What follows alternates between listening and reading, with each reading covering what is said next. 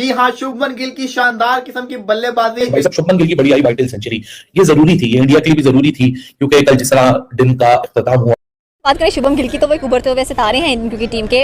Bowler भी बहुत अच्छे हैं, हिटर भी बहुत अच्छे हैं, हैट्रिक की है, फिर डबल किया है। क्या कहना चाहते हैं इस प्लेयर को? काफ़ी टीनेज प्लेयर है वो। यही बस कहना चाहती हूँ कि वो तो हमारे फेवरेट हैं, हमें बहुत पसंद है और बहुत अच्छा किया उन्होंने। और माशाल्लाह इंशाल्लाह हमारी दुआएं उनके साथ है कि वो आगे भी ऐसे तरक्की करते रहें। एक खिलाड़ी जो जिन्हें प्रिंस का अब खिताब दिया गया है, शुभमन गिल, सब कह रहे हैं कि ये खिलाड़ी जो है he will be a great player like Sachin Tendulkar और विराट कोहली और MS धोनी, ये बहुत बड़े खिलाड़ी बनेंगे। लेकिन T20 में कैसे उन्होंने अपने आप को अपने आप को इवॉल्व किया है, हर गेम के साथ कैसे बेहतर हुए, आपकी क्या रीडिंग रही है वसीम भाई उनके गेम के बारे में? मैं एज अ बॉलर बात कर रहा हूँ कि जब मैं ऐसे गिल जैसे प्लेयर को बॉलिंग करता हूँ इवन T20 फॉर्मेट में, it's like bowling to Sachin Tendulkar in one day cricket in first 10 overs, 15 over जब 2 फील्डर अलाउ थे। उसकी जो बेसिक्स हैं वो ठीक है, अब पता नहीं पिछली टीम ने उसको रिलीज कैसे कर। जी हाँ, शुभमन गिल की शानदार किस्म की बल्लेबाजी।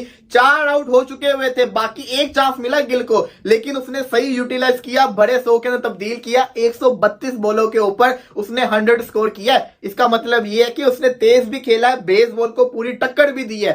Shubman Gill the Prince of India, जिसको फेमस है प्रिंस के नाम से, बड़े अरसे से आउट ऑफ फॉर्म था। लेकिन आपको याद होगा पहली इनिंग्स में जब इसने बल्लेबाजी की थी, मैंने तब भी कहा था मुझे गिल जो है ना वो टच के अंदर नजर आया। गिल ने जितने भी रन किए थे बड़े अच्छे टच के अंदर किए थे, और गिल जो है ना अगली इनिंग्स में कुछ करके दिखा सकता है, और वही हुआ। सेकंड इनिंग्स के अंदर शुभमन गिल को एक थोड़ा सा जिसको कहते हैं ना लक ने, किस्मत ने साथ दिया, और शुभमन गिल ने बड़े 100 के अंदर तब्दील कर दिया। फिर चाहे वो एंडरसन हो, हार्टली हो, रेहान अहमद हो, बशीर हो, हर एक को उसने पेला है, हर एक को रख के। भाई साहब, शुभमन गिल की बड़ी आई वाइटल सेंचुरी, ये जरूरी थी, ये इंडिया के लिए भी जरूरी थी, क्योंकि कल जिस तरह दिन का इख्तिताम हुआ था, ऐसा लगने लगा कि फर्स्ट टेस्ट का सेकंड डे 175 पे इंडिया लीड कर रहा था, और तीसरे दिन का सुबह का सेशन बहुत वाइटल होना था इंडिया के लिए, लेकिन वहां 12 ओवर में से 15 रन ऐड हुए थे और इंग्लैंड ने वहीं से कमबैक किया था।